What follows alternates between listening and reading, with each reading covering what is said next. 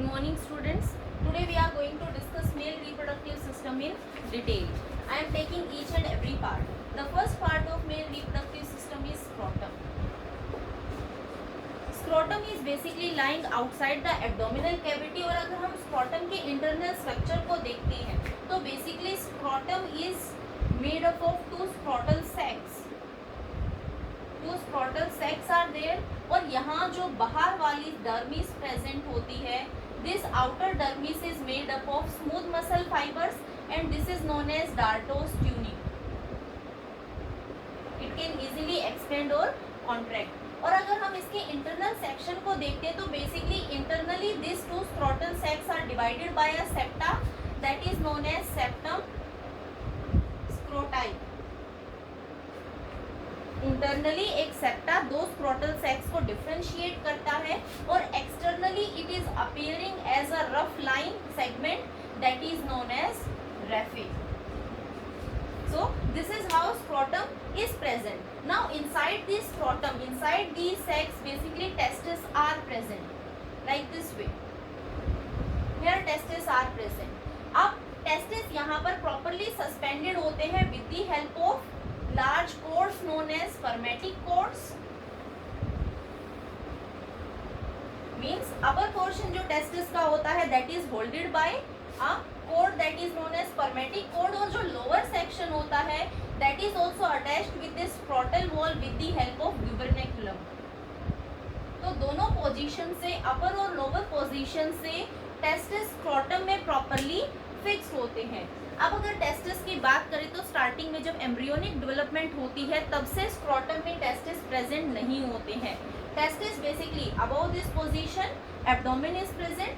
तो टेस्टिस हमेशा एब्डोमेन में बनते हैं but during the 7th month of development of an embryo these testis are going to move inside the scrotum. और इन टेस्टिस की मूवमेंट होती है with the help of canal.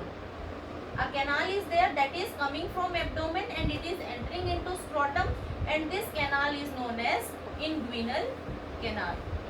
तो इस inguinal canal की हेल्प से टेस्टिस एब्डोमेन से आकर स्क्रोटम में फिक्स हो जाते हैं. तो इस तरह से टेस्टिस मूव करते हैं. Now what is the function of this scrotum? This scrotum is going to act as a thermoregulator. Means regulation of temperature. Testis basically function क्या करता है? टेस्टिस का फंक्शन है formation of male gametes that is sperms. और sperms की formation के लिए proper formation और मैच्योरेशन के लिए हमेशा टेम्परेचर रिक्वायर्ड रहता है हमारी बॉडी से at least 2 to 3 degree Celsius less temperature. और इसी टेम्परेचर को मेंटेन करता है scrotum. That means if there is high temperature the scrotum is going to loosen and it will move out of the body.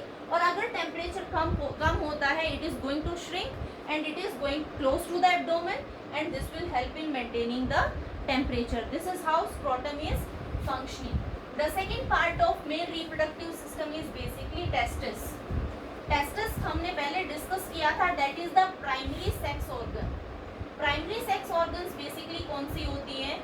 वो organs जो gamete formation और hormone release करने के लिए रिस्पॉन्सिबल होती हैं. That means this testis is going involved in the formation of sperms or male gametes and it will be involved in the secretion of male sex hormone that is testosterone.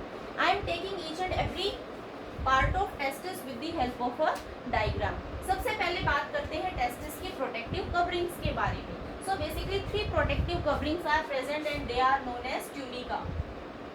Tunica are the protective coverings of testis. How these 3 tunica are present? In the middle there is a dense fibrous tissue present, then fibrous membrane present and this is known as tunica albuginea. So this is the middle layer. एल्ब्यूजीनिया के अंदर एक loose connective tissues की layer present होती है that is highly supplied with the blood vessels and this layer is known as tunica vasculosa. So the second one is tunica vasculosa. अगर हम इनके बाहर की बात करते हैं तो एक विस्रल पेरिटोनियम की लेयर प्रेजेंट होती है that is enclosing the vaginal sac, and this layer is known as tunica vaginalis. So this is how a visceral layer is present, and this visceral layer is known as tunica vaginalis.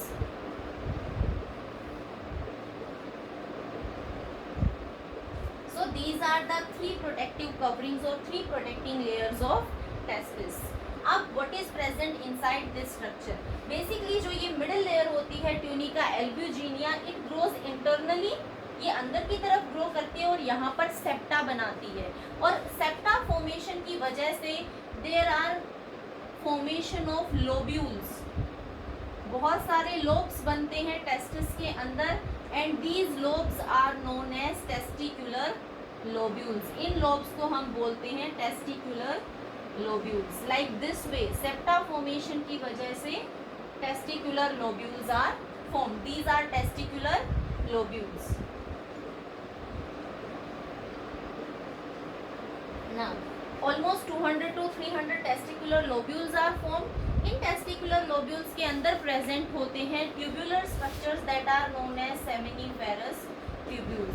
And seminiferous tubules are very important because the process of spermatogenesis is going to take place inside these seminiferous tubules. So this is how seminiferous tubules are present. अगर हम देखें तो आगे की तरफ they are narrower और back side में they are very broad.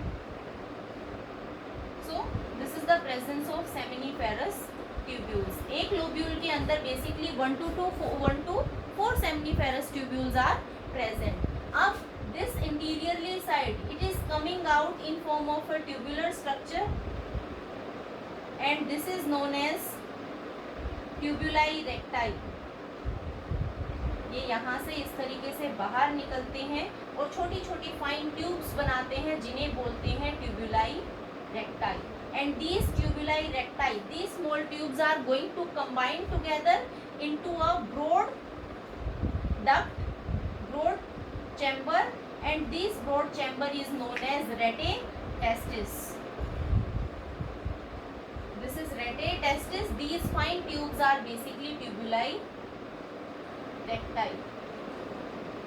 ये यहाँ पर आकर ओपन होते हैं और अब यहाँ से इसके सरफेस से वापस से अराइज होती हैं 15 to 20 small tubular structures, and these small tubular structures are known as vas efferentia. All these are known as vasa efferentia.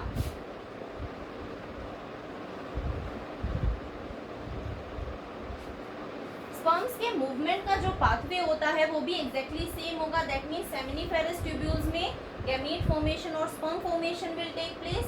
यहाँ से वो बाहर निकलेंगे with the help of tubuli recti. They will come in this rete testis, और rete testis से होते हुए they are going to enter into this vasa efferentia. अब ये वास एफरेंशिया ओपन होते हैं एक ब्रॉड स्ट्रक्चर में जो कि टेस्टिस के हिंड पोर्शन पर प्रेजेंट होता है, and that structure is known as epididymis.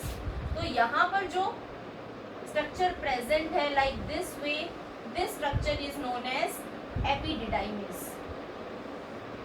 This is a large big structure, tubular structure that is known as epididymis. और यहाँ की जो tubular structure होती है, tube is present that is almost of 6 meter. So this is how this tubular structure is present, and this whole structure is known as epididymis. इस epididymis को हम basically 3 parts में ब्रेक डाउन करते हैं. ये इसका हेड पोर्शन है जो कि वास एफरेंशिया को रिसीव करने वाला है, यहाँ से स्पर्म्स रिसीव होंगे. ये इसका बॉडी मिडल पोर्शन है, और जो लास्ट वाला पोर्शन है वो उसका टेल पोर्शन है. So the head portion is known as caput epididymis. This one the middle portion is known as corpus epididymis, और जो टेल पोर्शन होता है उसे हम बोलते हैं कोडा epididymis. So epididymis is differentiated into 3 parts. Now जो head portion होता है इसका फंक्शन है ये स्पर्म्स को रिसीव करता है, प्लस यहाँ पर स्पर्म्स की मैच्योरेशन होती है, and they are able to fertile, they are getting the power of fertility, और यहाँ से मूव होते हुए they are going to this tail portion, और इस टेल पोर्शन में there is temporary storage of sperms, temporary store होते हैं। अब जो टेल प्रेजेंट है, that tail is giving rise to a tubular structure, a long tube, and this long tube is moving upwards, means it is moving towards the abdomen, and now this is known as vas deferens. So this is how testis is appearing. I am repeating it again. Testis में basically 3 tunica present है, 3 protective covering present है, middle में present है tunica albuginea, inner side tunica vasculosa is present and outside tunica vaginalis present. जो tunica albuginea है ये septa formation करती है, अंदर की तरफ ग्रो करती है, और सेप्टा फॉर्मेशन की वजह से यहाँ पर लोब्यूल्स बनते हैं, testicular lobules are there. In testicular inside these testicular lobules seminiferous tubules are present, और जो प्रोसेस है स्पर्मेटोजेनेसिस का, formation of sperms, that will takes place inside these seminiferous tubules. Seminiferous tubules यहाँ पर नैरो डाउन होते हैं and they are moving out through very fine vessels and these are known as tubuli recti. सारे के सारे ये tubuli recti they are going to join into rete testis, और rete testis से वापस से बाहर निकलती है fine 15 to 20 in number tubes which are going to give sperms to epididymis. Epididymis एक लॉन्ग हाईली कोइल्ड ट्यूब है दैट इज ऑफ 6 मीटर, और इसका फंक्शन है स्पर्म्स को रिसीव करना, मैच्योर करना, प्लस टेम्पररी स्टोर करना, और यहाँ से finally it is going to transfer these sperms to vas deferens. So this is how testis is present.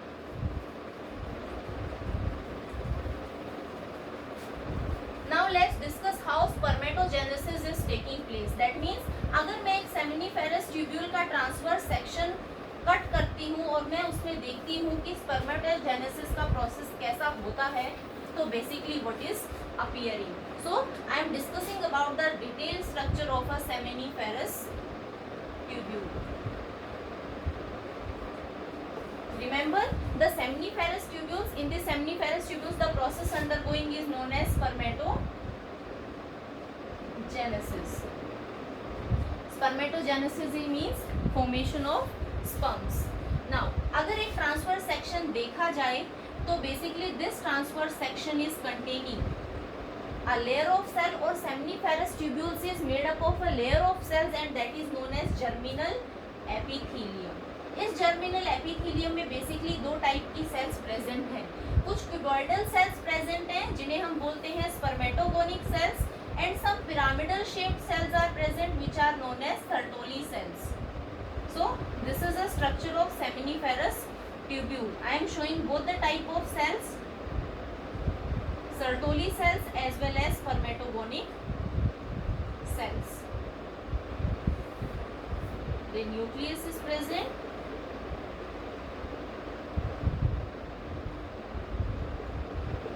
These are known as spermatogenic cells. और ये बड़े साइज की सेल्स जो हैं these are known as Sertoli cells. And this whole layer is basically known as germinal epithelium. That means seminiferous tubules are made up of germinal epithelium which is containing 2 type of cells, spermatogonic cells और Sertoli cells. अब इन दोनों में sales में से this spermatogonic cell is going to take participation in spermatogenesis. How? This spermatogonic cell is undergoing different type of divisions. I am showing here what is happening with these spermatogonic cells. See, first these are diploid in nature. These are diploid cells. These spermatogonic cells are showing sequence of divisions. Some divisions are of mitotic nature and some divisions are of meiotic nature. तो initially जो division होता है that is mitotic division. Mitosis is there. Now what happens here? It is going to form spermatogonia. Spermatogonic cells में mitosis होगा, spermatogonia बनाएंगे। अब क्योंकि mitosis हुआ है तो नंबर ऑफ और amount of DNA will be 2n. Again, there is again mitotic division. Mitosis takes place and it is going to form primary spermatocyte.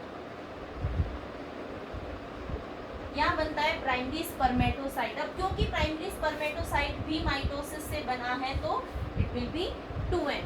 Now in primary spermatocyte basically meiosis takes place and meiosis leads to the formation of secondary spermatocyte. This secondary spermatocyte is going to grow into spermatids. They will be N.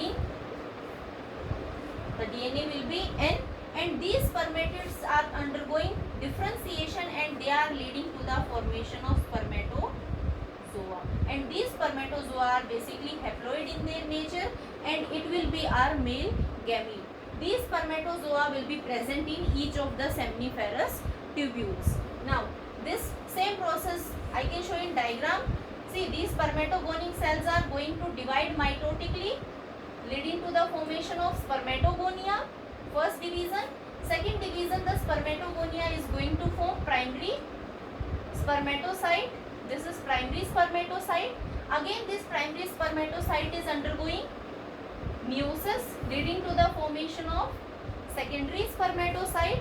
This secondary spermatocyte is forming spermatids, and finally these spermatids are going to grow into spermatozoa. So this is how spermatozoa is formation is taking place, and this process is continuously taking place in all portions of the seminiferous tubules. और इस तरह से male gametes spermatogenesis की help से seminiferous tubules की में form होते हैं. So rest part of the male reproductive system we will discuss in our next video.